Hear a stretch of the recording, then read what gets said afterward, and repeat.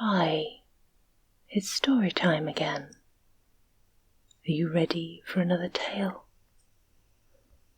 Wonderful.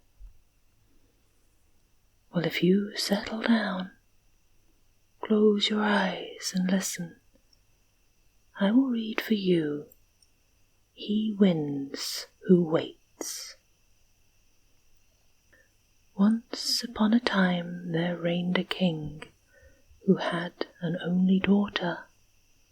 The girl had been spoiled by everybody from her birth, and besides being beautiful, was clever and willful, and when she grew old enough to be married, she refused to have anything to say to the prince whom her father favoured, but declared she would choose a husband for herself.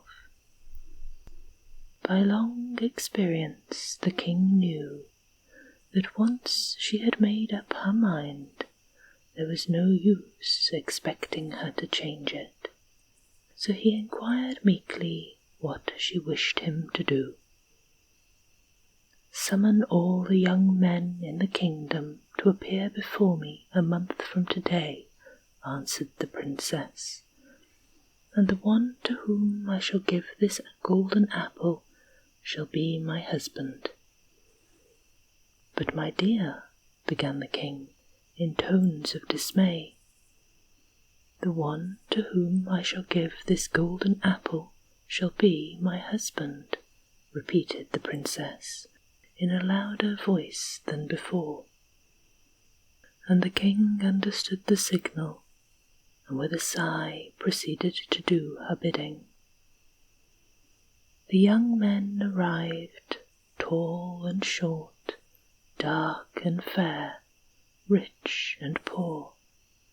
They stood in rows in the great courtyard in front of the palace, and the princess, clad in robes of green with a golden veil flowing behind her, passed before them all, holding the apple. Once or twice she stopped and hesitated, but in the end she always passed on, till she came to a youth near the end of the last row. There was nothing specially remarkable about him, the bystanders thought, nothing that was likely to take a girl's fancy. 100 others were handsomer, and all wore finer clothes. But he met the princess's eyes frankly and with a smile, and she smiled too, and held out the apple. "There is some mistake," cried the king, who had anxiously watched her progress and hoped that none of the candidates would please her. "It is impossible that she can wish to marry the son of a poor widow who has not a farthing in the world. Tell her that I will not hear of it, that she must go through the rows again and fix upon somebody else."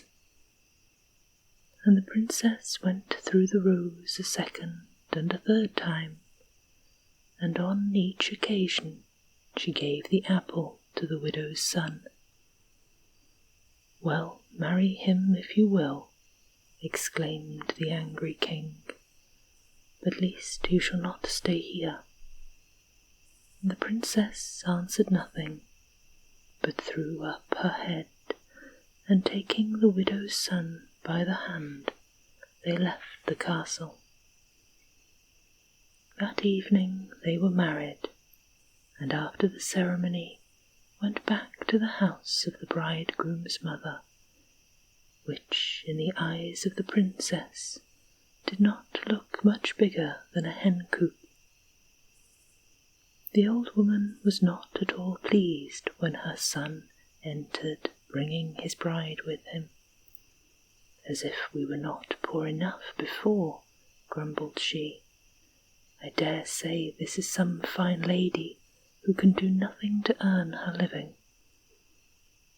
But the princess stroked her arm and said softly, "Do not be vexed, dear mother. I am a famous spinner, and can sit at my wheel all day without breaking a thread." And she kept her word, but in spite of the efforts of all three, they became poorer and poorer, and at the end of 6 months it was agreed that the husband should go to the neighbouring town to get work.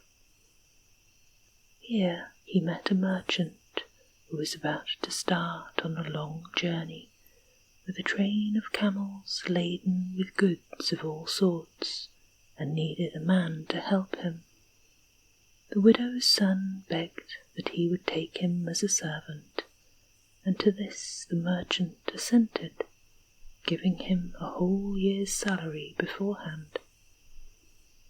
The young man returned home with the news, and the next day bade farewell to his mother and his wife, who were very sad at parting from him.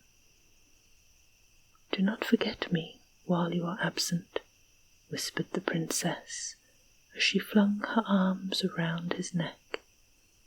"And as you pass by the well which lies near the city gates, stop and greet the old man you will find sitting there.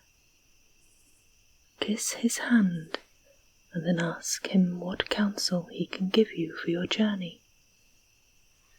Then the youth set out, and when he reached the well where the old man was sitting, he asked the questions as his wife had bidden him. "My son," replied the old man, "you have done well to come to me, and in return remember 3 things. She whom the heart loves is ever the most beautiful. Patience is the first step on the road to happiness, and he wins who waits." The young man thanked him and went on his way. Next morning early the caravan set out, and before sunset it had arrived at the first halting place around some wells, where another company of merchants had already encamped. But no rain had fallen for a long while in that rocky country, and both men and beasts were parched with thirst. To be sure, there was another well about half a mile away, where there was always water, but to get it you had to be lowered deep down, and besides, no one had ever descended that well, had been known to come back. However, till they could store some water in their bags of goatskin, the caravans dared not go further into the desert, and on the night of the arrival of the widow's son and his master, the merchants had decided to offer a large reward to anyone who was brave enough to go down into the enchanted well and bring some up. Thus it happened at sunrise the young man was aroused from his sleep by a herald making his round of the camp, proclaiming that every merchant present would give 1,000 silver coins to the man who would risk his life to bring water for themselves and their camels. The youth hesitated for a while when he heard the proclamation. The story of the well had spread far and wide, and long ago had reached his ears. The danger was great, he knew, but then if he came back alive, he would be the possessor of 80,000 silver coins. He turned to the herald who was passing the tent. "I will go," said he. "What madness!" cried his master, who happened to be standing near. "You are too young to throw away your life like that. Run after the herald and tell him you take back your offer." But the young man shook his head, and the merchant saw it was useless to try and persuade him. "Well, it is your own affair," he observed at last. "If you must go, you must. Only if you ever return, I will give you a camel's load of goods and my best mule besides." And touching his turban in token of farewell, he entered the tent. Hardly had he done so than a crowd of men was seen pouring out of the camp. "How can we thank you?" they exclaimed, pressing round the youth. "Our camels as well as ourselves are almost dead of thirst. See, here is the rope we have brought to let you down." "Come then," answered the youth, and they all set out. On reaching the well, the rope was knotted securely under his arms. A big goat-skin bottle was given him, and he was gently lowered to the bottom of the pit. Here a clear stream was bubbling over the rocks, and stooping down he was about to drink, when a huge man appeared before him, saying in a loud voice, "Come with me." The young man arose, never doubting his last hour had come, but he could do nothing. He followed the man into a brilliantly lighted hall on the other side of the little river. There his guide sat down, and drawing towards him 2 boys, one dark, one fair, he said to the stranger, "I have a question to ask you. If you answer it right, your life shall be spared. If not, your head will be forfeit, as the head of many another has been before you. Tell me, which of my 2 children do I think the handsomer?" The question did not seem a hard one, for while the dark-haired boy was as beautiful as a child has ever been seen, his brother was extremely ugly. But just as the youth was going to speak, the old man's counsel flashed into the youth's mind, and he replied hastily, "The one whom we love best is always the handsomest." "You have saved me," cried the man, rising quickly from his seat and pressing the young man in his arms. "If only you could guess what I have suffered from the stupidity of all the people to whom I have put that question, and I was condemned by a wicked genius to remain here until it was answered. But what brought you to this place, and how can I reward you for what you have done?" "By helping me to draw enough water for my caravan of 80 merchants and their camels, who are dying for want of it," replied the youth. "That is easily done," said the man. "Take these 3 apples, and when you have filled your skin and are ready to be drawn up, lay one of them on the ground. Halfway to the earth let fall another, and at the top drop the 3rd.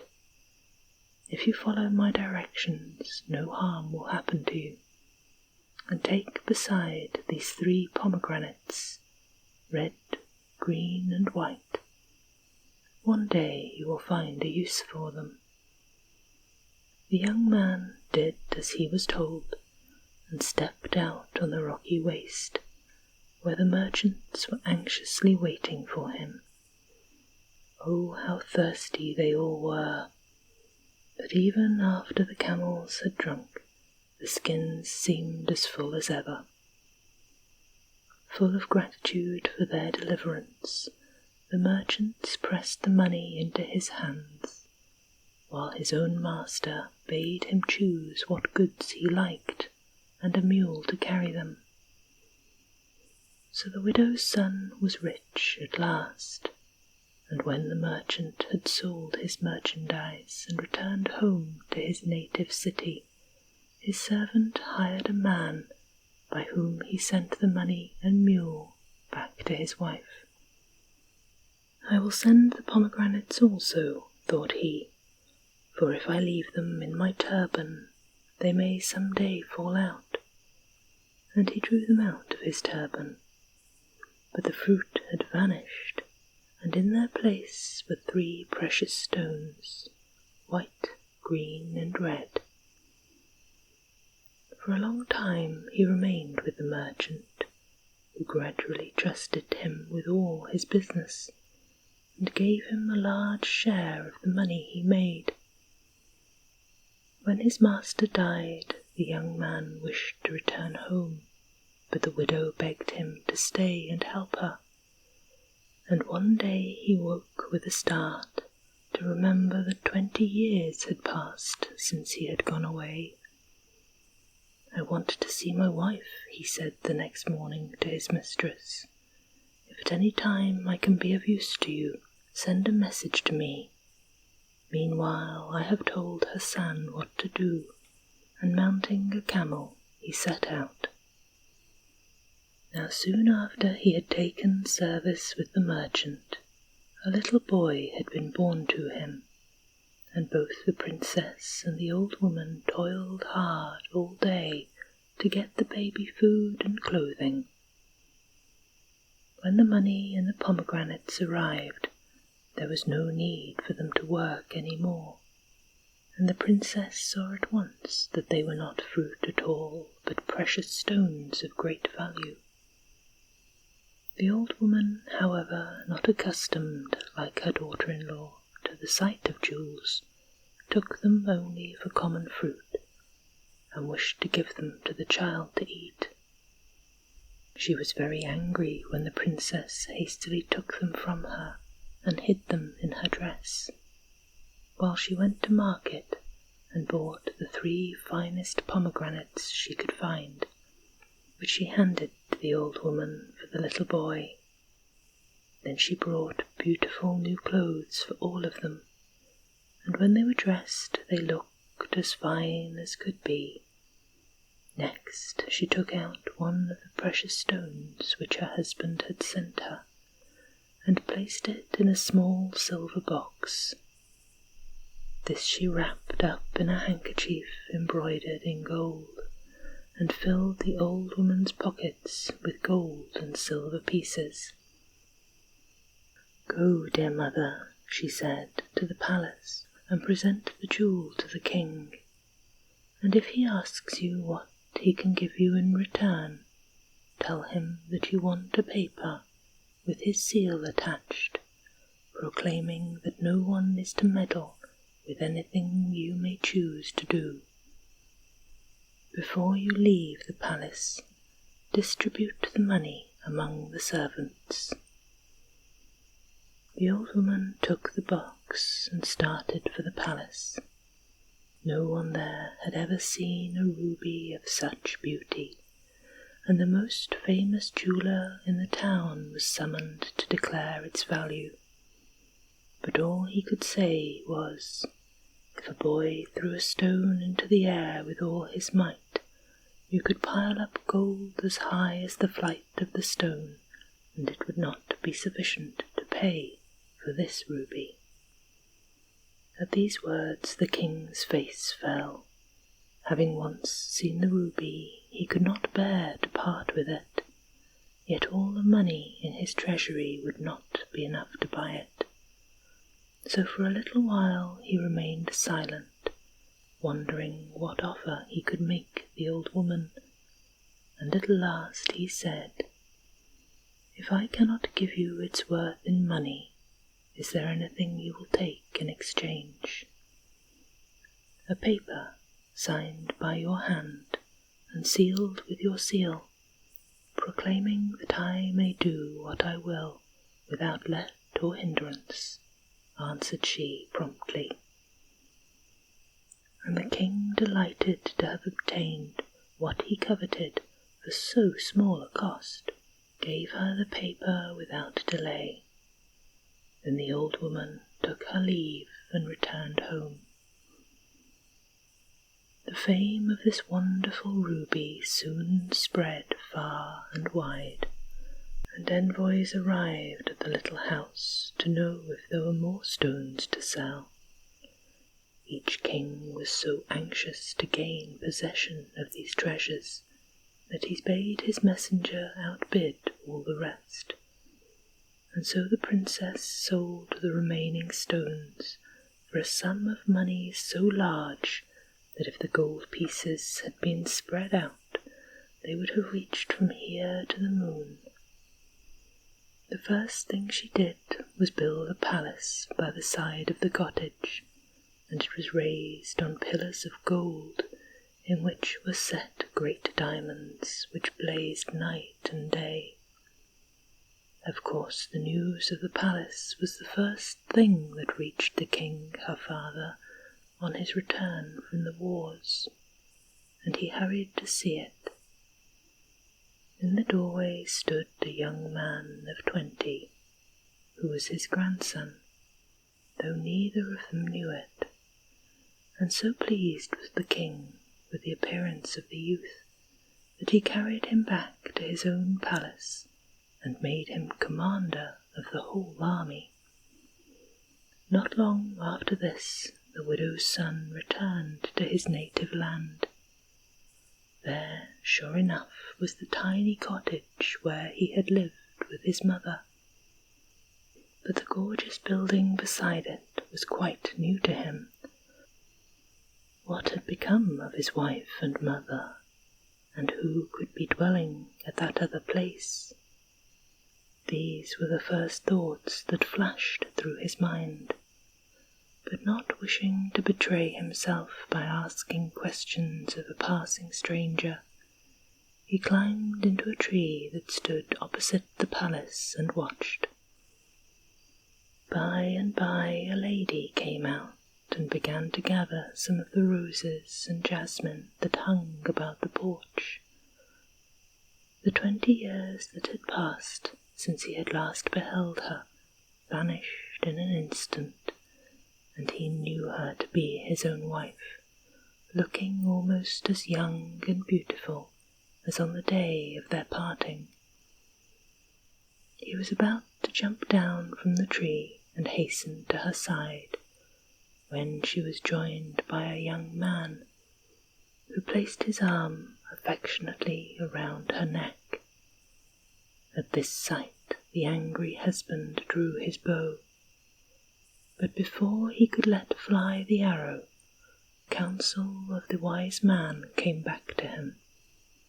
Patience is the first step on the road to happiness, and he laid it down again. At this moment the princess turned, and drawing her companion's head to hers, kissed him on each cheek. A second time blind rage filled the heart of the watcher, and he snatched up his bow from the branch where it hung. Then the words, heard long since, seemed to sound in his ears. "He wins who waits," and the bow dropped to his side. Then through the silent air came the sound of the youth's voice. "Mother, can you tell me nothing about my father? Does he still live, and will he never return to us?" "Alas, my son, how can I answer you?" replied the lady. 20 years have passed since he left us to make his fortune, and in that time only once have I heard aught of him. But what has brought him to your mind just now?" "Because last night I dreamed that he was here," said the youth, "and then I remembered what I have so long forgotten, that I had a father, though even his very history was strange to me. And now tell me, I pray you, all you can concerning him." And standing under the jasmine, the son learned of his father's history, and the man in the tree listened also. "Oh!" exclaimed the youth when it was ended, while he twisted his hands in pain. "I am the general-in-chief. You are the king's daughter, and we have the most splendid palace in the whole world. Yet my father lives we know not where, and for all we can guess may be poor and miserable. Tomorrow I will ask the king to give me soldiers, and I will seek him over the whole earth till I find him." Then the man came down from the tree and clasped his wife and son in his arms. All that night they talked, and when the sun rose it still found them talking. But as soon as it was proper, he went to the palace to pay homage to the king, and to inform him of all that had happened and who they really were. The king was overjoyed to think that his daughter, whom he had long since forgiven and was sorely missed, was living at his gates, and was besides the mother of the youth who was so dear to him. "It was written beforehand," cried the monarch, "that you are my son-in-law before the world, and shall be king after me." And the man bowed his head. He had waited, and he had won. Peaceful slumbers.